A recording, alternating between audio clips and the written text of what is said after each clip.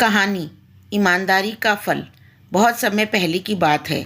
प्रतापगढ़ के राजा को कोई संतान नहीं थी। राजा ने फैसला किया कि वह अपने राज्य के किसी बच्चे को ही अपना उत्तराधिकारी चुनेगा। इसी इरादे से एक दिन सभी बच्चों को बुलाया गया। राजा ने घोषणा की कि वह वहाँ मौजूद बच्चों में से ही किसी को अपना उत्तराधिकारी चुनेगा। उसके बाद उसने सभी बच्चों के बीच एक छोटी सी थैली बंटवा दी और बोला, प्यारे बच्चों, आप सभी को जो थैली दी गई है उसमें अलग अलग पौधों के बीज हैं। हर बच्चे को सिर्फ एक ही बीज दिया गया है। आपको इसे अपने घर ले जाकर एक गमले में लगाना है। 6 महीने बाद फिर हम यहाँ इकट्ठा होंगे और उस समय मैं फैसला करूँगा कि मेरे बाद प्रतापगढ़ का अगला शासक कौन होगा। उन्हीं लड़कों में ध्रुव नाम का भी एक लड़का था। बाकी बच्चों की तरह वह भी बीज लेकर खुशी खुशी अपने घर वापस पहुंच गया। माँ की मदद से उसने एक गमला चुना और उसमें वह बीज डाला और अच्छे से उसकी देखभाल करता रहता। दिन बीतने लगे, पर हफ्ते 2 हफ्ते बाद भी ध्रुव के गमले से पौधे का कोई नामो निशान नहीं था। वहीं अब आसपास के कुछ बच्चों के गमलों में उपज दिखने लगी थी। ध्रुव ने सोचा कि हो सकता है उसका बीज कुछ अलग हो और कुछ दिनों बाद उसमें से कुछ निकले, और ऐसा सोचकर वह पूरी लगन से गमले की देखभाल करता रहा। पर 3 महीने बीत जाने पर भी उसका गमला खाली था। वहीं दूसरी ओर बाकी बच्चों के गमलों में अच्छे खासे पौधे उग गए थे। कुछ में तो फल फूल भी दिखाई देने लगे थे। ध्रुव का खाली गमला देख सभी उसका मजाक बनाते और उस पर हंसते। यहाँ तक कि कुछ बड़े बुजुर्ग भी उसे बेकार में मेहनत करने से मना करते। पर इसके बावजूद ध्रुव ने हार नहीं मानी और वह लगातार गमले की देखभाल करता रहा। देखते देखते 6 महीने भी बीत गए और राजा के सामने अपना गमला ले जाने का दिन आ गया। ध्रुव बहुत चिंतित था, क्योंकि अभी भी उस गमले में कुछ नहीं निकला था। वह मन ही मन सोचने लगा, अगर मैं ऐसे ही राजा के सामने चला गया तो सब लोग मुझ पर कितना हंसेंगे, और कहीं राजा भी मुझसे नाराज़ हो गया और सज़ा दे दी तो किसी को यकीन नहीं होगा कि मैं बीज में रोज़ पानी डालता था।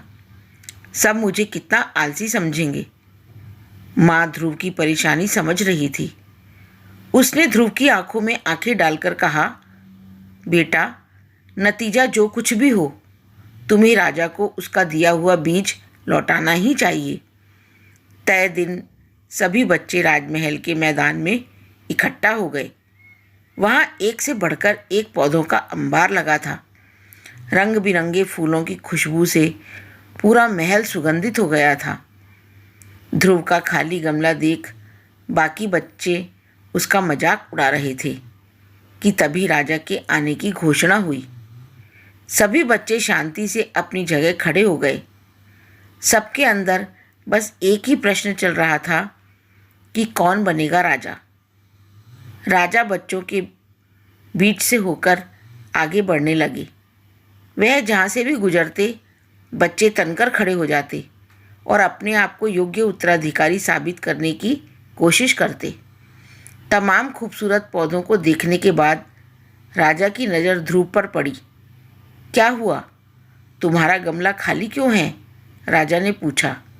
जी, मैं रोज़ इसमें पानी डालता था, धूप भी दिखाता था। 6 महीने तक मैंने इसकी पूरी देखभाल की, पर फिर भी इसमें से पौधा नहीं निकला। ध्रुव कुछ हिचकिचाहट के साथ बोला। राजा बाकी गमलों को देखने के लिए आगे बढ़ गया और सभी गमले देखने के बाद उसने बच्चों को संबोधित किया। आप लोगों ने खुद को साबित करने के लिए कड़ी मेहनत की है। ज़्यादातर लोग किसी भी कीमत पर राजा बनना चाहते हैं, लेकिन एक लड़का है जो यहाँ खाली हाथ ही चला आया। ध्रुव, तुम यहाँ मेरे पास आओ। सबके सामने इस तरह बुलाया जाना ध्रुव को कुछ अजीब लगा। वह धीरे धीरे आगे बढ़ने लगा। जैसे ही राजा ने उसका गमला उठाकर बाकी बच्चों को दिखाया, तो सभी हंसने लगे। राजा ने कहा, शांत हो जाइए। राजा ने ऊंची आवाज में कहा, 6 महीने पहले मैंने आपको बीज दिए थे और अपने अपने पौधों के साथ आने को कहा था। मैंने आपको जो बीज दिए थे वो बंजर थे। आप चाहे उसकी जितनी भी देखभाल करते, उसमें से कुछ नहीं निकलता। लेकिन अफसोस है कि आप सबके बीच में बस एक ध्रुव ही है जो खाली हाथ यहाँ उपस्थित हुआ है। आप सबको उससे सीखना चाहिए। पहले तो उसने ईमानदारी दिखाई कि और लोगों की तरह बीज में से कुछ ना निकलने पर दूसरा बीज नहीं लगाया, और उसके बाद खाली गमले के साथ यहाँ आने का साहस दिखाया, ये जानते हुए भी कि लोग उस पर कितना हंसेंगे, उसे कितना अपमानित होना पड़ेगा। इसलिए मैं घोषणा करता हूँ कि ध्रुव ही प्रतापगढ़ का अगला राजा होगा। यही उसकी ईमानदारी का फल है। यदि यह कहानी अच्छी लगी तो इसे लाइक, सब्सक्राइब और शेयर ज़रूर करें। धन्यवाद।